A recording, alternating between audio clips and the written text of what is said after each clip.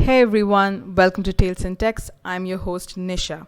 In today's video, we're going to be giving you a rundown of the top 5 books that you can pick up if you are either new to reading or you're getting back to reading after a long break. My first pick is Little Women by Louisa May Alcott. The March family is a very famous family around the world. It's a name that most of you would have heard of either by reading the books or watching the anime or watching the movie which features Emma Watson.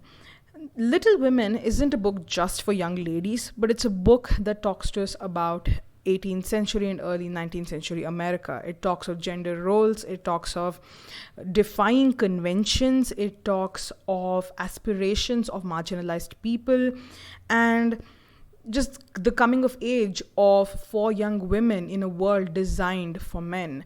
I think it's an absolutely beautiful book that anyone would enjoy. The book is pretty hefty, but the reading is super easy. So if you're getting into reading for the very first time or you're coming back after a break, this is going to be a great, chunky, easy to read book that you can dig into. The next book on my list is by a very popular children's writer, Enid Blyton. And in fact, I have 2 books by her on this list. My first pick is Mallory Towers. Mallory Towers is a 6-book series which features Mallory Towers, a boarding school in England. We follow a very interesting and rich cast of characters populated by Daryl, Sally, Gwen, Alicia, Betty, Irene, Belinda, Mary Lau, and so many more as they go through their experiences of growing up in a boarding school called Mallory Towers. We encounter their hopes, their fears, their dreams, their jealousies, their hatreds. And this is once again a coming of age story, but it also talks of the complexities and the wonders of growing up in an all-girls boarding school. Once again, I think this can be read by people of any gender, especially by people who have grown up in boarding schools themselves. I think you'll appreciate the nuances in this book. In fact, it might even remind you of your time at school. The third book, another one by Enid Blyton, is The Children of Cherry Tree Farm. This is once again a 3-book series, followed by The Children of Willow Farm and More Adventures at Willow Farm.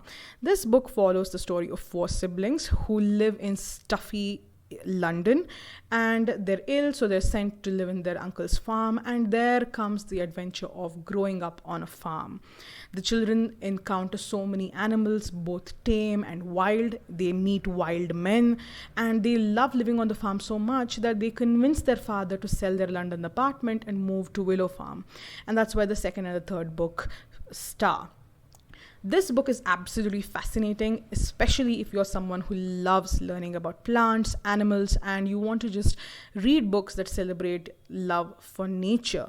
And this is once again just very heartwarming as you see these 4 young children of different age groups exploring nature from their different perspectives. So you see everyone from a 13-year-old young man on the cusp of adulthood to a young child of 6 who views nature as just a magical wonderland. So the 4th book on my list that I want to talk about is from Africa, or rather it's based in Africa, and it is Alexander McCall Smith's The Number One Ladies Detective Agency. Now, The Number One Ladies Detective Agency is a massive series. In fact, Alexander McCall Smith is currently writing another book in the series as we speak. This book features Precious Ramotse, the only lady detective in Botswana. And when she starts her ladies detective agency, people from around Botswana come to ask her for her aid. And it isn't just the people who you would normally see in detective companies. These are women who want to find out about their cheating, lying husbands. These are children who want to find out about parents who abandoned them years ago. These are men who are plagued by problems that a conventional detective agency would consider frivolous or strange or just plain weird. Ma Ramotswe is non-judgmental, and she has a very hands-on approach where she puts on disguises, she goes out to meet people, talks to people, and just gets down into the trenches as she tries to find out the answers to every problem that she is faced with. This book, this entire series is just absolutely fascinating, and since it's set in the backdrop of Botswana, you get to learn a lot about Botswana culture and Africa in general. Now, the final book on our list is again from Africa or based in Africa, and this one is by Agatha Christie. And no, I'm not talking about a Hercule Poirot book. Hercule Poirot isn't the only hero in Agatha Christie's world, you know. The book I'm talking about is Death Comes as the End, which is based in 2000 BC in Egypt, where we meet the protagonist Renisend as she unwittingly and undeservedly falls into the web of a murder mystery. This book is absolutely fascinating because it takes you into life in early Egypt. If you enjoy history and you want to learn about early Egypt and what life in early Egypt possibly looked like while also reading a murder mystery, then this is definitely a book to pick up.